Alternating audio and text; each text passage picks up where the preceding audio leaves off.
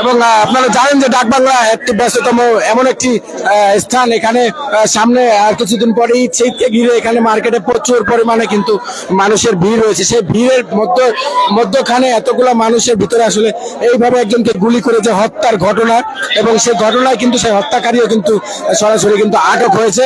আমরা আপনাদেরকে সরাসরি দেখাচ্ছি প্রবাহ নিউজের মাধ্যমে। এবং যদি আপনাদেরকে দেখায় যে এখানে এই ঘটনাকে কেন্দ্র করে এখানে যে উৎসুক জনতার যে ভিড়, সেটি কিন্তু আপনারা লক্ষ্য করছেন।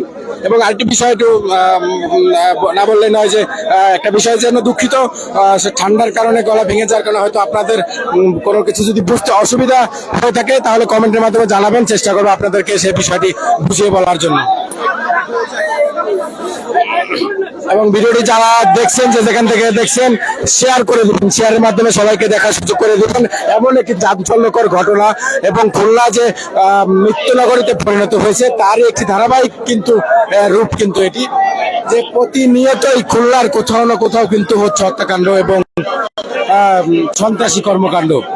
এবং এমন একটি জায়গা, এবং আপনাদেরকে আরো একটি বিষয় বলি যে এই ডাকবাংলা মোড়ে লাভলু হোটেল নামে একটি হোটেলে কিছুদিন গত 1-1.5 মাস